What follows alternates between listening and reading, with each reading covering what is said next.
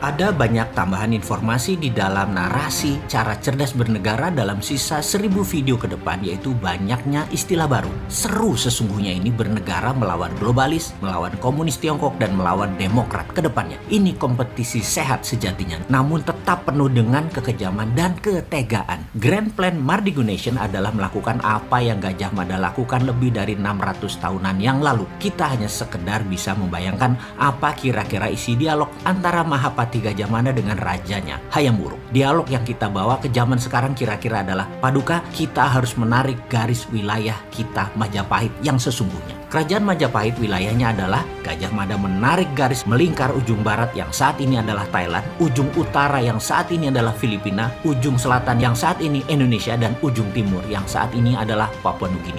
Lalu dengan Sumpah Palapa, Gajah Mada menyatukan Nusantara. Tanpa dia mengawali dengan menarik garis atau drawing map, maka tidak ada Indonesia saat ini. Wilayah Indonesia saat ini adalah wilayah jajahan Belanda.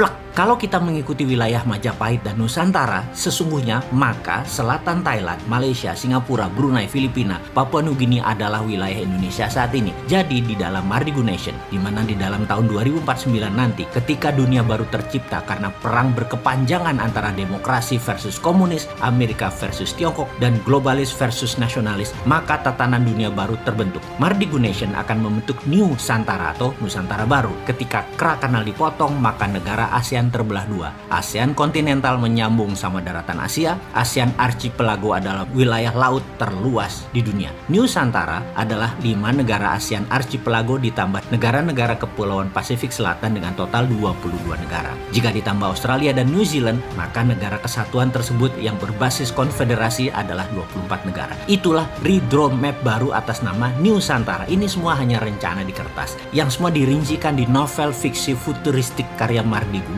yang berjudul Negeri Cincin Api. Namun, sebagai narator halunya Bosman tadi adalah pesan yang ditunjukkan ke anak muda yang memiliki new mind adalah semuanya itu mungkin terjadi. Bertahap kita susun rencana untuk sampai ke sana. Kalaupun target bintang kita capai tidak tercapai untuk menjadi Nusantara tersebut, maka setidaknya bulan kena lah. Rencana pertama adalah Indonesia harus menjadi negara berdaulat dalam beberapa bidang yang akan kita dominasi. Yang mana Indonesia harus menjadi price maker. Dalam berdagang ada istilah price taker dan price maker. Price taker bukan kita yang menentukan, namun para pemain besar seperti big boy di dunia currency atau para trader besar di dunia komoditi atau dunia tambang mineral lainnya pada indeks bursa komoditas. Di sisi lain, price maker adalah kita yang menentukan sendiri harga produk kita yang kita buat. Di dalam price taker, Indonesia yang memproduksi minyak saja tidak bisa menentukan harga minyak karena yang menentukan pasar adalah pemain besar bukan dari Indonesia. Seperti Saudi yang menghasilkan 40% minyak dunia. Itu pun hanya bisa pasrah oleh pasar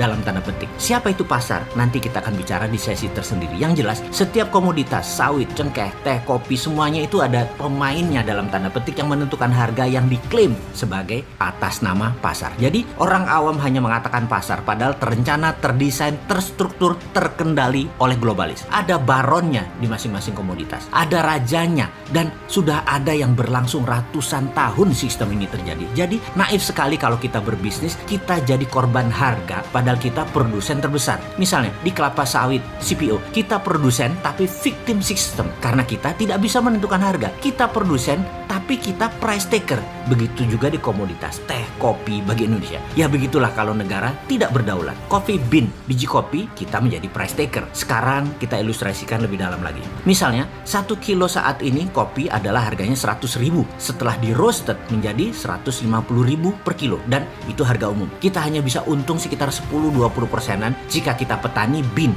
atau petani biji kopi. Ketika digiling dan dipilah dengan mutu bagus, kita pisahkan dengan mutu sedang, kita pisahkan dengan mutu rendah, maka mulai harga berbeda, dan yang menentukan ini sudah pabrik produsennya. Dan ketika diberi merek mulai dari kopi kapal api, kopi ABC, Nescafe, Dolce Gusto, dan lain sebagainya, maka penentu harga ditentukan oleh sang produsen tergantung target pasar retail mereka. Di sini margin keuntungan bisa lebih besar, yaitu 20 hingga 30%. Ketika Starbucks masuk ambil dari petani kopi bean, diproses hingga diseduh dalam bentuk cappuccino, frappuccino, ditambah suasana nongkrong, maka dari bean melompat 3 lapis, melompat roasted, manufaktur langsung ke pelanggan. Maka margin keuntungan per kilo bisa sampai 1000% karena dari Rp100.000 per kilo diproses hingga jual 15 gram 50.000, Catatan, harga cappuccino di Starbucks hanya membutuhkan 35 gram kopi kurang lebih, atau 1 kilo bisa buat 30 cup cappuccino. Ini adalah price maker strategi, di mana strategi bisnis tadi menentukan harga premium dari sebuah kopi atau maksimum potensial dari sebuah komoditas kopi. Dalam strategi price yang dilakukan Starbucks, ini adalah contoh tersempurna.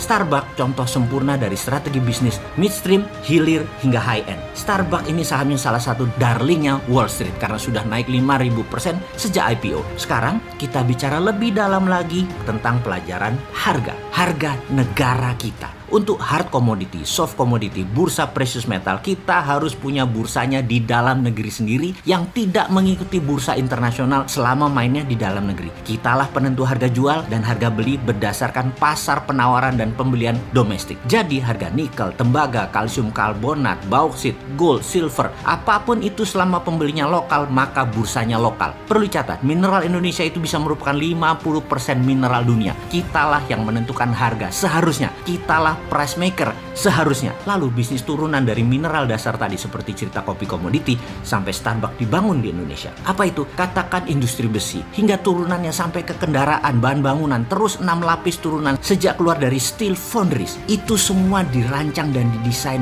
beruntun. Ngeri nggak tuh kenaikan nilai atau value added produk tadi? Karena itulah Grand Plan Nasional harus fokus di manufaktur dan industri turunan mineral. Inilah dalam Mardigu Nation yang disebut sebagai mineral road atau obor Tiongkok ala Indonesia sebagai alat tawar, di mana alat tawarnya adalah mineral.